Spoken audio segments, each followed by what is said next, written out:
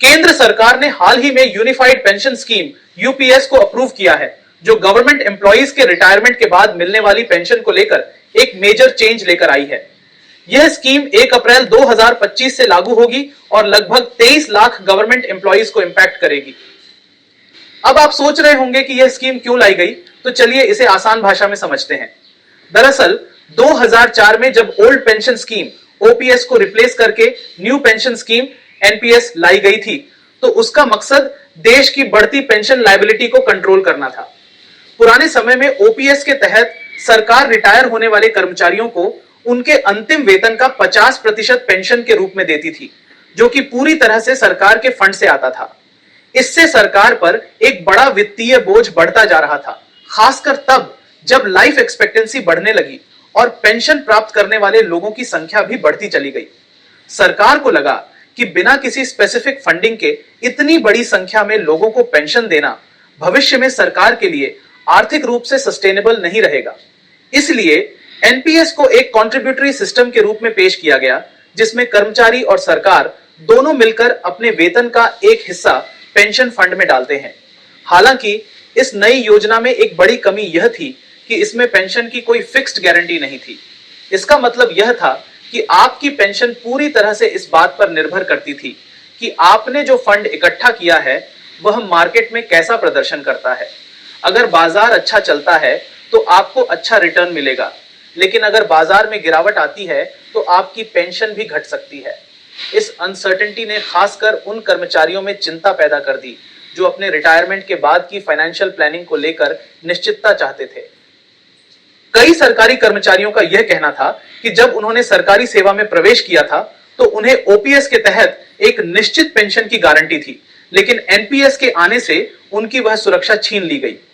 NPS में market risk के कारण कई कर्मचारियों के लिए यह भविष्य में एक बड़ा फाइनेंशियल रिस्क बन गया और उन्होंने इसे बदलने या वापस पुरानी पेंशन योजना ओपीएस को लागू करने की मांग की।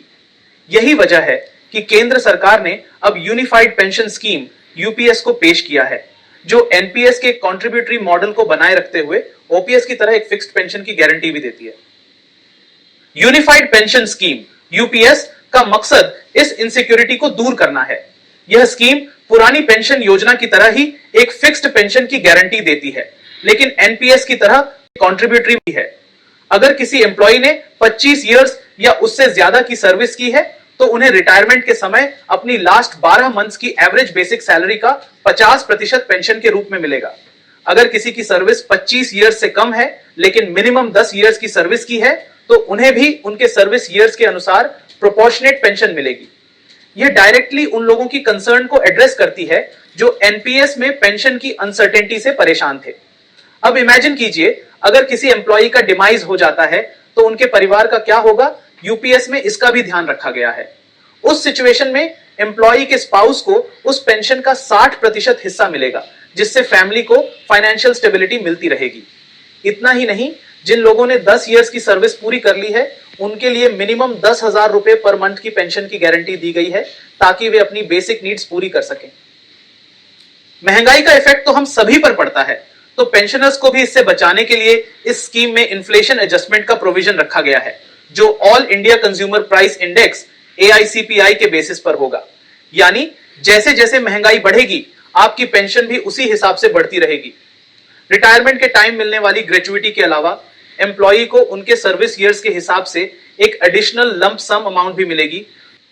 यह स्कीम ऐसे टाइम में लाई गई है जब कई स्टेट गवर्नमेंट्स ने एम्प्लॉइज की डिमांड पर ओपीएस को फिर से लागू किया है, क्योंकि ओपीएस में बिना किसी कंट्रीब्यूशन के फाइनल सैलरी के आधार पर फिक्स्ड पेंशन मिलती थी। लेकिन आपको यह जानकर सरप्राइज हो सकता है कि ओपीएस लंबे समय तक फाइनेंशियली सस्टेनेबल नहीं थी, क्योंकि उसमें कोई डेडिकेटेड फंड नहीं था और गवर्नमेंट एक्सपेंसेस लगातार बढ़ते जा रहे थे। यूपीएस की खासियत यह है कि यह एनपीएस की तरह कंट्रीब्यूटरी स्कीम है, लेकिन इसमें अब फिक्स्ड पेंशन की गारंटी भी है। एम्प्लॉई और गवर्नमेंट दोनों इस पेंशन फंड में कंट्रीब्यूट करेंगे, जिससे मार्केट रिस्क का असर पेंशन पर नहीं पड़ेगा। इसमें एम्प्लॉइज का कंट्रीब्यूशन बढ़कर 18.5% हो सकता है, जिससे स्कीम की फाइनेंशियल स्टेबिलिटी बनी रहेगी। इस स्कीम का बेनिफिट उन सभी एम्प्लॉइज को मिलेगा जो 2004 के बाद एनपीएस के तहत रिटायर हुए हैं।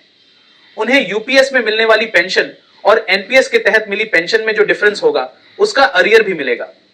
हालांकि अगर कोई एम्प्लॉई एनपीएस में बने रहना चाहता है तो उसे वह ऑप्शन भी दिया गया है, लेकिन यह एक्सपेक्टेशन है कि ज्यादातर लोग यूपीएस को ही प्रेफर करेंगे क्योंकि इसमें ज्यादा सिक्योरिटी और बेनिफिट्स हैं। अगर ओवरऑल देखें तो यूनिफाइड पेंशन स्कीम का एम पुराने और नए पेंशन सिस्टम्स के बेस्ट एलिमेंट्स को कंबाइन करके एक स्टेबल और सिक्योर अरेंजमेंट देना है। यह स्कीम रिटायरिंग एम्प्लॉइज को फाइनेंशियल सिक्योरिटी देती है और गवर्नमेंट पर ज्यादा फाइनेंशियल बर्डन डाले बिना उनकी कंसर्न्स को एड्रेस करती है। साथ ही इस स्कीम का पॉलिटिकल सिग्निफिकेंस भी है, खासकर उन स्टेट्स में जहां इलेक्शंस आने वाले हैं, क्योंकि यह एम्प्लॉइज की बड़ी डिमांड को पूरा करती है।